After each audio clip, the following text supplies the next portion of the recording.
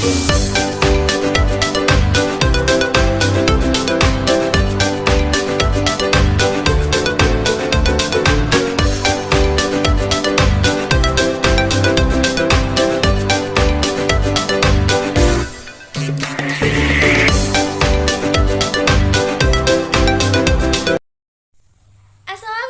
warahmatullahi wabarakatuh. Apa kabar anak-anak ibu semua yang selalu ibu banggakan dan ibu rindukan dimanapun kalian berada? Nah, masih tetap semangat kan untuk belajar hari ini? Semangat dong. Ya walaupun proses pembelajaran kita sampai sekarang masih dibilang sangat menjenuhkan karena benar-benar dibatasi oleh ruang, waktu, bahkan hambatan yang paling besar kita rasakan adalah jaringan. Namun ibu berharap itu tidak menjadikan alasan kita untuk bermalas-malasan belajar ya, apalagi meninggalkan pembelajaran. Nah, sebelum memulai pelajaran, seperti biasa kita berdoa terlebih dahulu ya, agar proses pembelajaran kita berjalan dengan lancar dan ilmu yang kita dapati menjadi ilmu yang bermanfaat. Berdoa dimulai. Berdoa selesai. Oke, langsung saja. Hari ini akan ibu ajarkan subtemanya tentang ikhtiar. Apa itu ikhtiar? Ikhtiar menurut bahasa Arab yaitu yaktaruh, yang artinya memilih atau berusaha. Sedangkan menurut istilah, ikhtiar adalah usaha yang kita lakukan dengan segala upaya dan kemampuan yang kita miliki untuk meraih yang lebih baik lagi.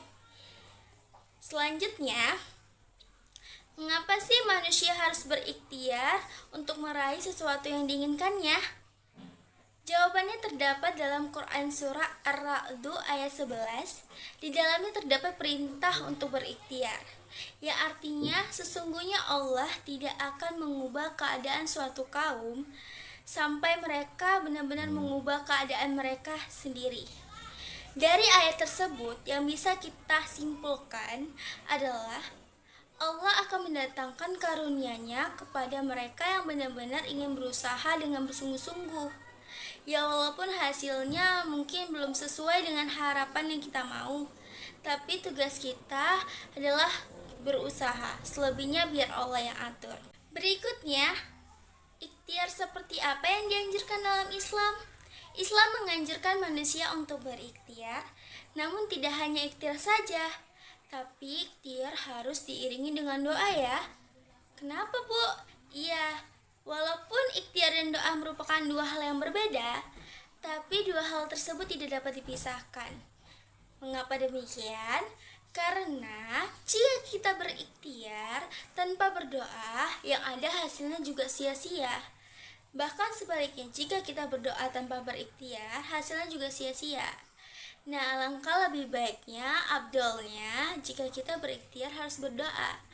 Berdoa merupakan cara kita memohon, meminta kepada Allah. Berikutnya, bentuk-bentuk dari ikhtiar. Apa aja ya bentuk-bentuk dari ikhtiar? Nah, bentuk dari ikhtiar yang pertama yaitu bersungguh-sungguh. Nih, misalnya nih, anak-anak ibu yang udah ada cita-cita mulai sejak dini nih, ada yang kepingin jadi dokter, ada yang kepingin jadi polisi. Nah, kalian mulai sekarang bisa berusaha dengan sungguh-sungguh. Dengan cara apa, Bu? Seperti kalian banyak membaca, banyak mencari informasi, latihan, banyak belajar, agar itu juga menjadi salah satu bekal kalian nantinya saat kalian sudah di posisi tersebut. Jadi kalian harus sungguh-sungguh ya, jangan setengah-setengah. Yang ada nanti hasilnya juga setengah-setengah. Bentuk ikhtiar yang kedua yaitu kerja keras. Nah, kalian kalau mau berusaha dengan kerja keras, maksudnya berusaha diiringi dengan kerja keras, usahakanlah sebaik mungkin, sebaik mungkin, semaksimal mungkin yang kalian bisa agar hasilnya pun juga sangat memuaskan. Bentuk ikhtiar yang ketiga yaitu jangan mudah menyerah dan putus asa. Nah, di sini banyak sekali nih ya, mungkin kita pernah mengalami menyerah ataupun putus asa. Mungkin anak-anak ibu pernah mengikuti suatu lomba, tapi pada saat lomba tersebut anak-anak ibu kalah. Nah, kalian berpikir untuk tidak mau mengikuti lomba lagi, yang ada nanti kalah lagi. Nah, mindsetnya itu salah. Kalian harus berpikir seperti ini. Kecewa wajar, menyerah jangan. Karena mungkin saja, ambil saja positif tingginya. Kalau yang kemarin itu emang belum rezeki, tapi rezeki kalian, rezeki anak-anak ibu di tempat yang lain. Nah, jadi harus tetap semangat, harus tetap berpikir kalau kalian pasti bisa. Karena sesungguhnya kegagalan itu adalah jalan menuju awal kesuksesan. Kenapa ibu bilang begitu?